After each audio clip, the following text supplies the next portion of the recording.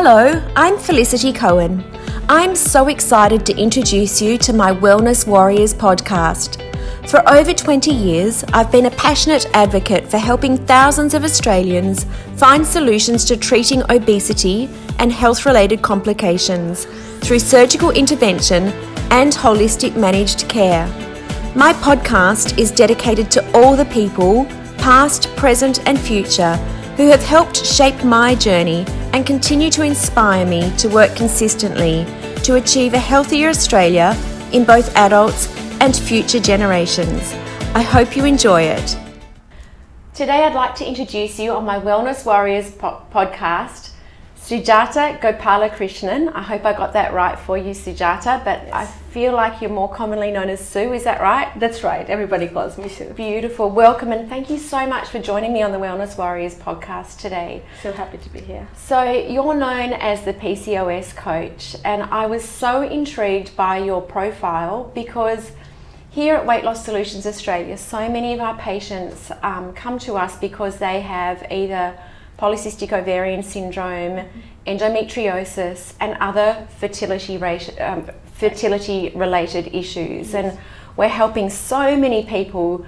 Many of them can't even get on IVF programs before they can lose enough weight to then fall pregnant. And obviously what we're looking for is to carry a healthy pregnancy to full term. That's right. So for me, this patient population is really close to my heart, and I've seen so many of what I call our WLSA babies, and they're so wonderful to see. You know, they're some of our greatest success stories and really beautiful to see. And so what I was struck by when I saw your profile is that you're helping people in this space. Yes, that's right. And supporting them. Tell me about, what does it mean to be a PCOS coach? What do you actually do? It is a big responsibility when it comes to women who have PCOS. Each person has different kind of symptoms. The problem starts when you start putting them in a box and saying, I will ask you to lose weight. I know it's difficult, but you have to lose weight. There's no other go. But without giving proper solutions to do that, they are feeling at sea, lost and not knowing how to go about it because it's difficult. The physiology is messed up in such a way where they cannot lose weight with the right steps, which in comparison to others who might do the same things, because the hormones are against them. So I went through this personally. I had PCOS myself, and I was in a place where doctors said that your case is not as severe where it warrants for us to give you medication like metformin or any medication. All we can suggest is birth control for you to regulate your cycles, and when you go off it, you'll hopefully fall pregnant. And that was for me a step backward, and I wanted to lose weight because they said that's the solution. I wanted to try doing that. So I went through a whole lot of a journey, I should say a whole lot of solutions, and it was a journey, traditional Chinese medicine, acupuncture, natural herbs and spices and teas and things like that to not lose weight specifically. I did have big dietary changes, but more importantly to set my hormonal balances right internally, and also supplements, because I was malnourished internally. I hear this term in some circles called type B malnourishment, which is internally you're malnourished. And that I wanted to set that right before I could actually fall pregnant. I knew my body needs to thrive, not just survive, for it to make reproduction a priority. And that's what I tried doing for myself. And lo and behold, I had to understand my tracking and my body. And the first cycle that I felt comfortable trying after the transformation, I did conceive. And I still had a way to go because I miscarried that baby because of lack of information on certain things that happened, like lack of progesterone. I did not know certain things happen for a woman with PCOS, which carries a higher risk of miscarriage. So there I went again, found out what happened. So it's a journey, I should say. and then another 6 months later I conceived again, and now I have a 3-year-old. Oh, beautiful. Congratulations. Thank you. So let's just start with that discovery around learning that you first of all had PCOS. Let's talk us through your journey. How did you first discover that you had PCOS? What symptoms were you exposed to start with? So I was having weight gain and mood swings. Mental issues were the first, I should say. I had terrible anxiety and depression and mood swings all over the place. Weight gain, and then we had delays in my cycle, like a week, 10 days, very minor delays. I thought it was just a one-off. When I went to the doctor, I'm one of the few lucky women. I went to a doctor who was actually a GP trying to understand women's health and the issues around women's health, and she was actually studying that on screen when I was there. And I went and she said, I think you are, I'm 99.9% sure you are suffering, or you might have PCOS. So she gave me a host of tests, hormones, and very thorough tests, like, it was all the hormones necessary. Like, you don't get that thorough diagnosis now, even now with many countries. I'm working with women in UK and all of that. They're all suffering with lack of diagnosis. They don't know what test they need to ask for, but they know they have cysts and they have other symptoms, and they don't get diagnosed. So I was one of the few lucky ones. I got diagnosed. I went to her for a shoulder pain and a back pain because I was in a sedentary sitting job doing tax returns compared to before when I was in advertising and marketing and events, running around all the time.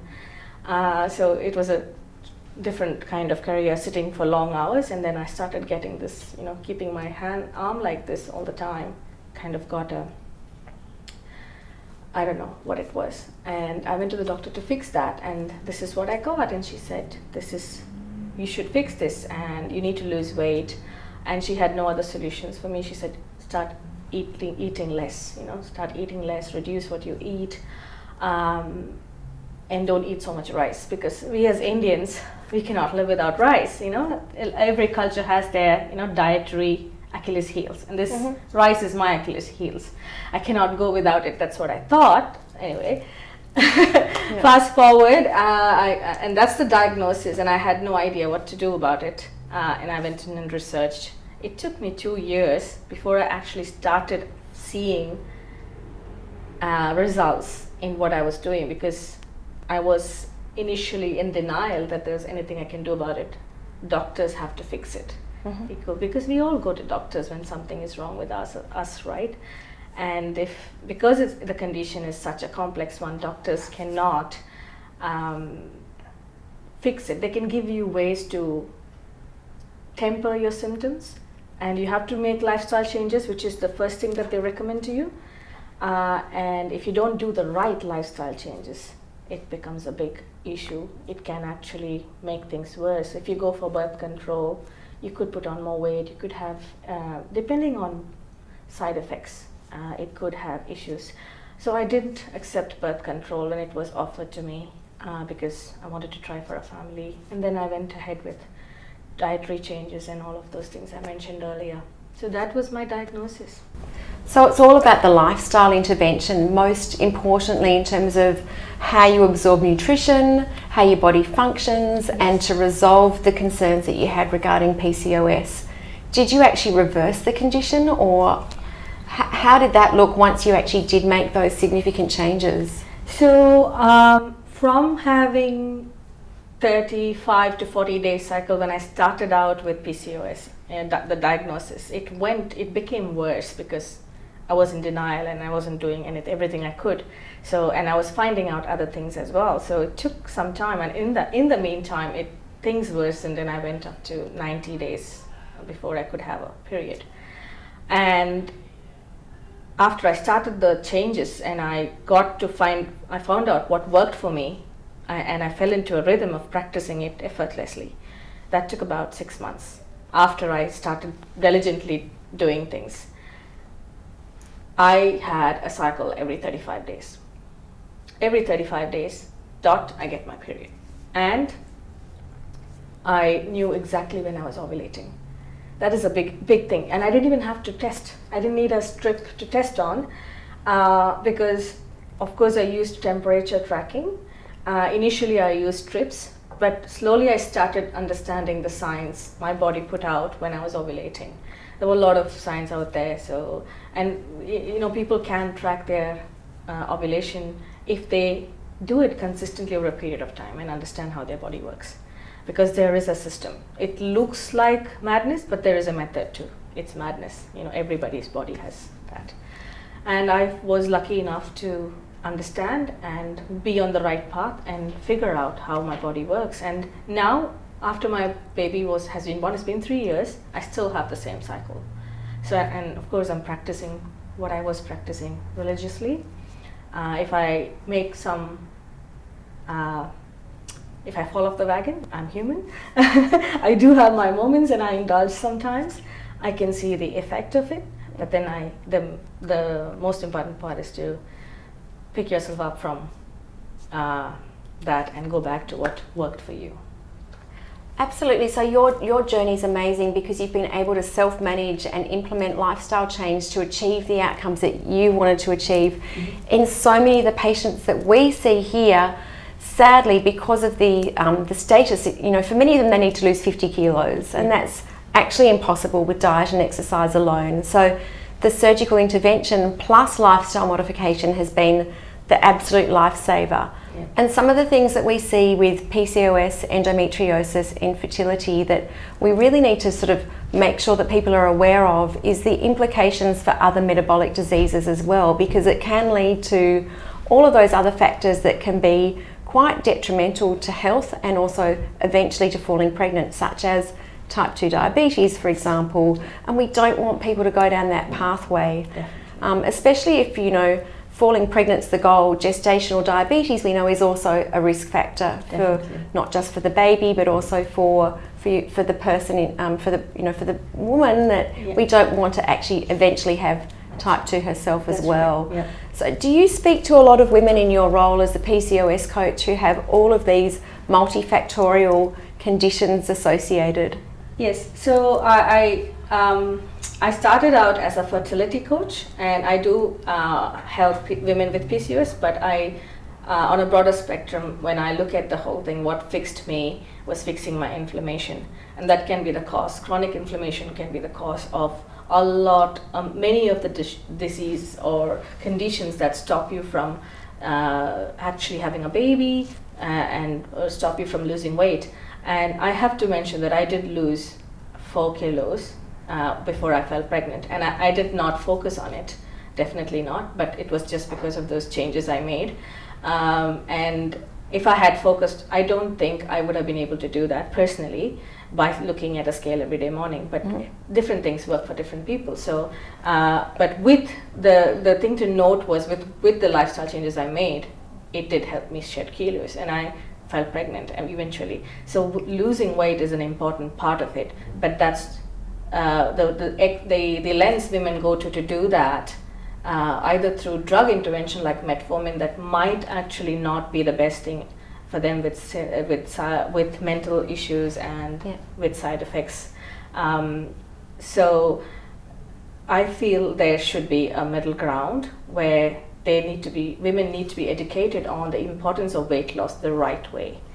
And so when I talk to women with PCOS, I do warn them about the conditions. Funny you should mention that as well, because just yesterday I was having a chat with someone from a circle in my group. They were saying, "Oh, I've just been diagnosed with fatty liver. How do I do that? I did not know how I got it. Does PCOS have anything to do with it?"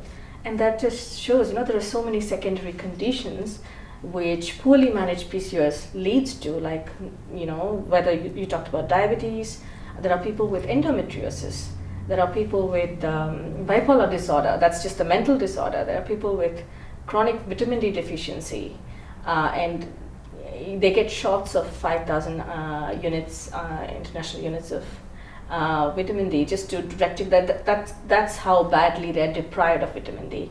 So there's some absorption issue going on which stops that vitamin D from happening, being effective in a person's body. So that's all related to PCOS. Absolutely, and I think there's often a common misconception when I'm talking to people about exploring a surgical intervention for weight loss with often the primary goal of having children is they are concerned about absorption of nutrients. And so people have this misconception that having, for example, a sleeve gastrectomy, how am I going to absorb my nutrition well? And what they don't understand that as an overweight person, you're not absorbing well. That once we change that whole situation around and that we help you become a normal weight person, all of a sudden the body's ability to absorb increases drastically, and we're changing the whole environment and opportunity to fall pregnant. So for us, we're often telling people, you've got to slow down and wait, because once they have the surgery and lose weight, they can fall pregnant quickly. So we have to actually say to them, slow down and wait for a while.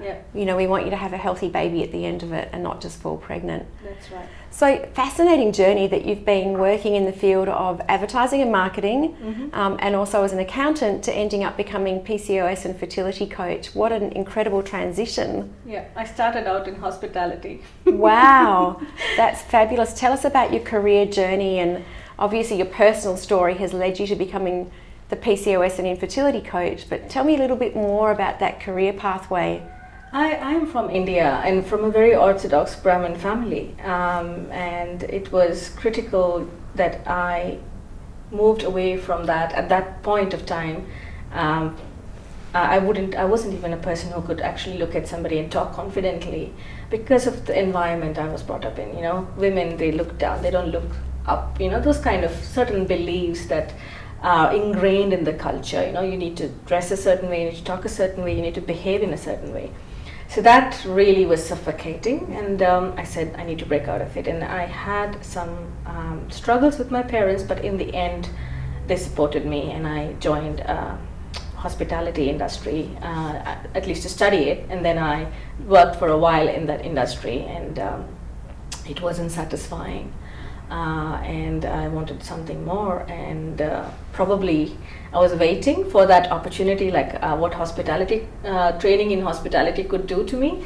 My personality was to, what do you call that, more organizational, and you know, I need to get things done kind of person than standing behind a reception and saying, you know, like some people can smile and, you know, greet people throughout the day, but I needed a more hands-on task kind of a thing, but, you know, so I liked advertising for what it offered, and I joined the advertising industry. I moved out of India and joined the advertising industry in the Middle East, and I was there for 6 to 7 years. Which part of the Middle East were you in? I was in Oman. Oh, beautiful. Yeah, it's a beautiful country. Gorgeous. Yeah, 5 hours from Dubai. Yeah. And very pristine beaches and beautiful. It doesn't have any intervention, man-made intervention like Dubai does. Dubai is beautiful in its own way, but I prefer the more untouched beauty of Oman beaches. Great for fishing. Yes, great for fishing, great for marine life, and if you anchor your boat in the middle, you can see through to the floor, the reefs and the corals, and it's really beautiful. Beautiful. Yeah, and and then I met my husband online. It was an arranged marriage, and 2 years after I met him, I was in India, working there in marketing as well, and then I moved to Australia to join him. So he was already here, and I joined him here. What a fascinating journey. So what part of India did you grow up in? It was in the south. It's called Kerala, tropics, lush green. It's got mountains and the coast as well, and backwaters. If somebody wants to start looking at traveling to India, I always say start with Kerala, not up in the north, but start from the south. Similar to Sri Lanka. I would say, if you've been to Sri Lanka, you can draw parallels there. I have. I've been to Sri Lanka and I've been to India. So in India, I had a most incredible experience in Coimbatore. Oh, yes. Which is a beautiful part of India, and went to a wedding there that was just amazing. What a great cultural experience. Yeah. Wow. Yeah. My hometown is like 1.5 hours from Coimbatore. Okay. And actually, you cross the border from that state to the state I'm from. It's 1.5 hours journey. The greenery changes dramatically because you're going from east to the west, and I don't know what it is about Kerala. It's called God's own country in India. I don't know if it's called that anywhere else, but it's called God's own country in India. You've got elephants, you've got a lot of cultural things, mangoes, jackfruit, tropical fruits. So was there pressure from your family to marry into the same cultural tradition? Yes. And your husband is from that same background? Definitely, yeah. That's same language, same religion, same caste. There's a lot of things to look at.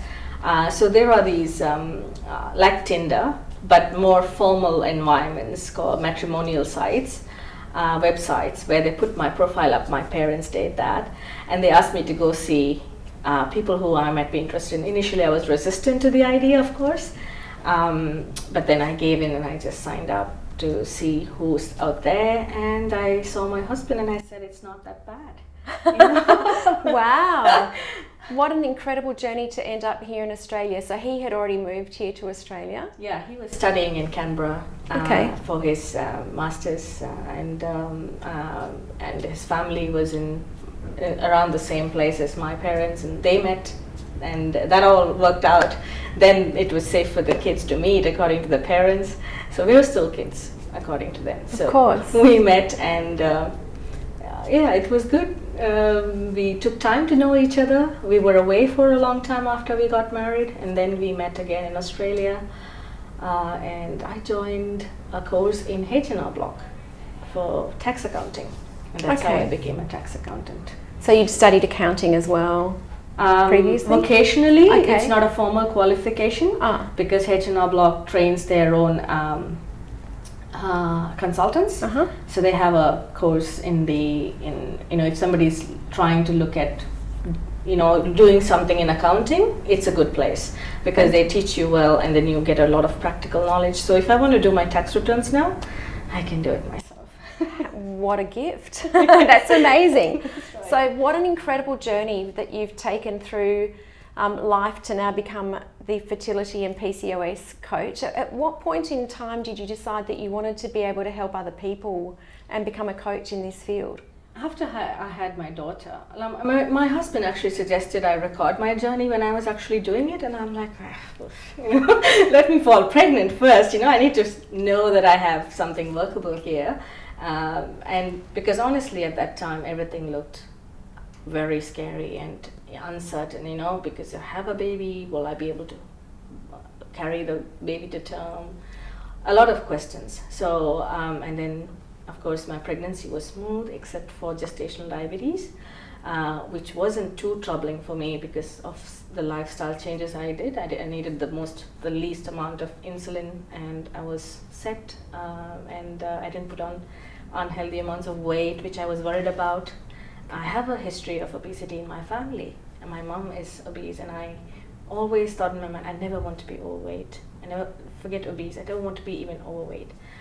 But I was going in that direction before I decided to take charge of things and get things sorted for myself.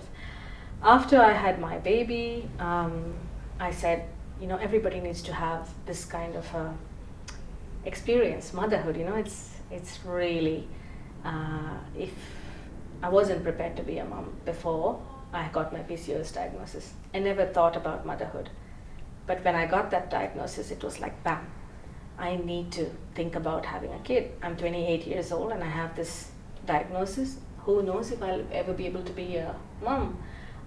Should I actually rule out the experience because I never thought about it before? And when you can't have something, that's when you want it more, right? That's human nature. Absolutely. And that's how I felt at that time. I'm like, no, that's not right. Something has to be done about it. I need to get my system in place so that, even if at a later stage, if I know I can conceive, I can put it off, right? Forget putting it off. I just wanted to be a mom. By the time I started setting everything right with my body, I was already in a place where I was ready for motherhood. I got a cat, I have a house, I have a husband, and all my maternal feelings are pouring out on the cat. He's wonderful, but I want more. Yeah. So I think he played a big role in me falling pregnant as well. It it's very mental. It's just in your mind how it affects you. And I always say this, your mind has to be prepared before your body prepares itself. So if you're not pregnant in your mind, if you're not a mother in your mind, your body will not accept that idea. And that's how I lived, as if I was already pregnant before I actually felt pregnant. And that's also a law of attraction strategy. You live as if you're already rich. You live as if you're already pregnant, and it will happen to you. What a beautiful philosophy. Yeah. Is that something you've learned through Indian culture? It's the secret, the law of attraction. Beautiful, I love it. It's a sub-strategy of that. They talk about a lot of strategies to practice law of attraction, and living as if is one of their strategies.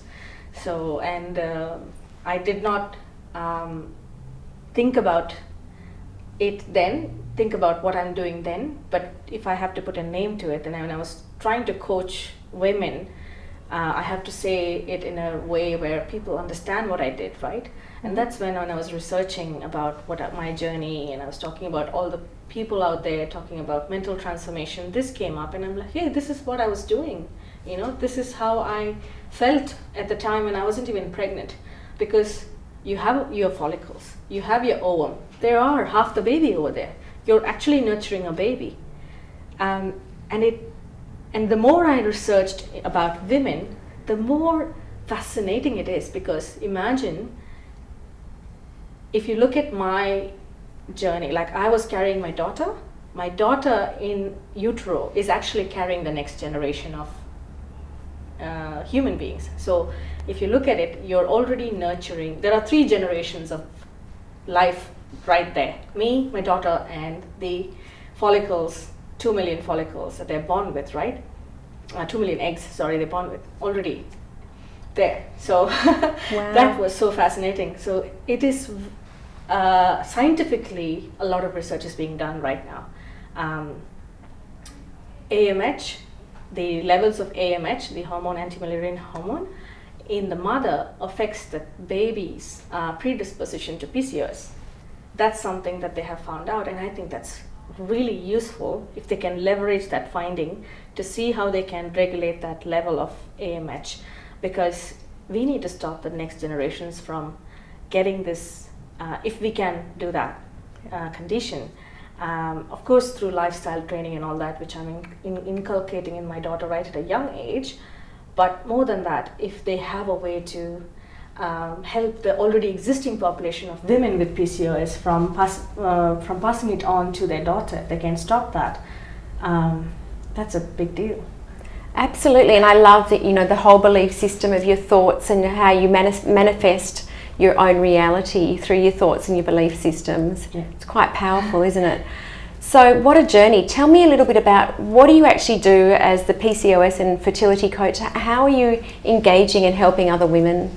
So I am mostly doing an online coaching program, a few programs out there, and I prefer to do it one-on-one, and that's more close to my heart. So I just want to touch upon what I do there. 5 aspects, I focus on 5 aspects of a woman's journey towards fertility and being a mom. One is, of course, their food habits. That's I think 70 to 80% of their success is dependent on food and how they use food towards healing and getting to that thriving state of body, right? So that's food. And then the second aspect is activity. And activity, I love dancing, and I'm a Bharatanatyam, traditional Indian classical dancer. So it's like ballet, something like ballet in India. So I do that, and that helps me calm down. It helps me, it's a good workout for me. So do what you enjoy, and sometimes I say do whatever is restorative. So yoga, swimming, Pilates, these are the things I recommend, because with PCOS, weight training and HIIT, I've done a bit of research on that. If you have a stress-related PCOS, so there are different kinds of PCOS. If your PCOS is related to stress, then pumping up the cortisol level in your blood can be harmful. So when you're working out, I'm not saying don't do that. Do that, but try to pace it out. Your HIITs need to be 20 minutes, not 30 minutes. Like make that shorter, the high intensity time frame. So that's how I have the activity part of it covered. And then we have the third aspect, which is tracking. Very important, because nobody talks about it. Women don't know how they can track their cycles other than using the commercially available sticks, which don't work if you have hormonal imbalances. So that's a big part of my coaching program. And then we have supplements, which both natural and pharma. We'll use both, see what works.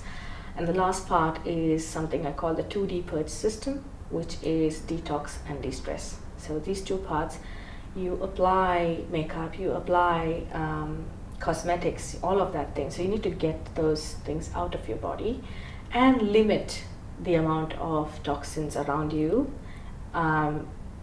Honestly, I think 90% of my household is on essential oils now. Whether it's shampoo, all of them have harmful parabens and so many other things, this sulfate, something else. And it's all carcinogenic and inflammatory. So cutting down on that, and then de-stressing in terms of how you can mentally relax yourself, prepare yourself for motherhood. So those two are covered in the final aspect. So that's my program holistically, and I do week on week, and then I've had success most of the times in 3 cycles. 2 cycles, they learn to do everything. 3rd cycle, I just support them. They're doing everything they're doing. They relax. I said, don't even try to fall pregnant this cycle if you don't feel like it. Relax. But they end up trying and they fall pregnant because they did relax. So so far I've had good amount of women giving a good feedback on how they felt with the program and the success of falling pregnant as well. So that program is very close to my heart. Other than that, I just do some online small courses for women who just feel, I just need some guidance on nutrition. I just need some guidance on tracking. So the singular parts of it as well is available for women to look at.